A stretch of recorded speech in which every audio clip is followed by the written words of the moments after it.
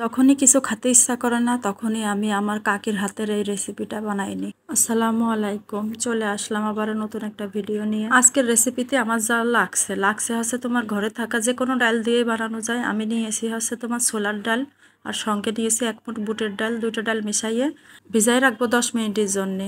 আর লাগছে হচ্ছে তোমার করলা, উস্তেও নেওয়া যায়। করলা নিচ্ছি আমি, করলাটা আমি কেটে নিচ্ছি। করলাটা কিভাবে কাটতেছি তা তো তোমরা দেখতে পাচ্ছ। করলাটা হচ্ছে আমরা যেভাবে ভাজি করে উস্তে বা করলা, সেরকম করে চাক চাক করে কেটে নিচ্ছে। আমরা সাধারণত রেগুলার ভাজির জন্য যেভাবে কাটি তার থেকে একটু মোটা করে কাটছি। তারপরে ভিতরে বিচিগুলো বের করে নেব। বিচিগুলো বের করে আমি সুন্দর পানি দিয়ে ধুয়ে পরিষ্কার করে নেব।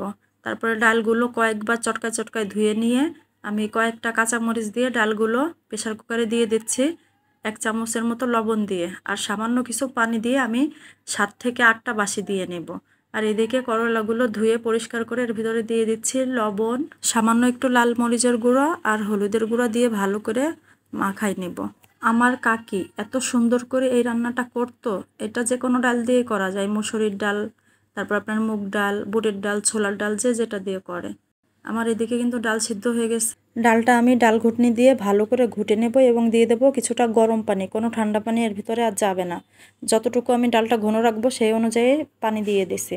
তারপর একটা কড়াই নিয়ে পরিমাণ মতো তেল দিয়ে, তেল গরম হয়ে গেলে সেই চাকচাক করে কেটে রাখা করলাগুলো ভাইজে নেব এপিট ওপিট করে, সুন্দর করে লাল লাল করে। আমার কাকি ছিল একজন অভিজ্ঞ ধরনী। অনেক মানুষের নর্মাল ডেলিভারি করাইছে আমার কাকি। আগে তো আর এত অ্যাভেলেবেল সিজার ছিল না, থাকলেও সবাই করাইতে পারতো না। আমিও নাকি কাকির হাতে হয়েছি। আমার করলাগুলো কিন্তু ভাজা হয়ে গেছে, আমি তুলে নিচ্ছি। এবার এই কড়ার ভিতরে দিয়ে দেব 2টা শুকনা মরিচ, একটু নাড়াচাড়া করে নিয়ে এর ভিতরে দিয়ে দেব পেঁয়াজ আর রসুন কুচি। একদম সামান্য কিছু উপকরণ দিয়ে অসাধারণ স্বাদের এক রেসিপি। সামান্য একটু হলুদ দিয়ে দিলাম, ডাউলি তো আর হলুদ দেওয়া হয়নি। দিয়ে দিলাম 2টা তেজপাতা, দিয়ে নাড়াচাড়া করে দিয়ে দিলাম কয়েকটা আস্ত জিরা আর কয়েকটা আস্ত কালো জিরা। দিয়ে কিছুক্ষণ নাড়াচাড়া করে এর ভিতরে দিয়ে দেব সেই সিদ্ধ করে রাখা ডাল, দিয়ে ভালো করে নেড়ে চেড়ে মিশিয়ে নেব। 5 বছর আগে আমার কাকি মারা গেছে। আমার কাকি খুবই একজন ভালো মানুষ ছিল, আল্লাহ তাকে বেস্তে নসিব করুক। ডালটা ঢেকে দিলাম জাল ওঠা পর্যন্ত। ডালটা জাল উঠে গেছে। জাল ওঠার ডালের ভিতরে আমি নেড়ে চেড়ে দিয়ে দেব সেই ভেজে রাখা করলাগুলো। করলাগুলো দিয়ে ডালের সঙ্গে ভালো করে নেড়ে চেড়ে মিশিয়ে ঢাকনা দিয়ে দেব।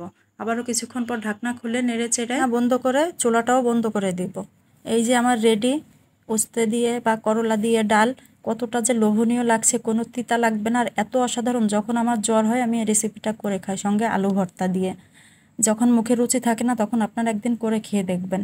আমি গরম গরম ভাত নিয়েছি, সঙ্গে ঝাল ঝাল আলু ভর্তা, কাঁচা পেঁয়াজ, লেবু। এই রেসিপিটা আমি যখনই করি তখনই আমার কাকির কথা খুব মনে পড়ে। কাকির থেকে শেখা রেসিপিটা। করলাটা সুন্দর একদম মোমের মতো গলে গেছে, আরও ভাজা তো একটা অসাধারণ ঘ্রাণ বের হচ্ছে।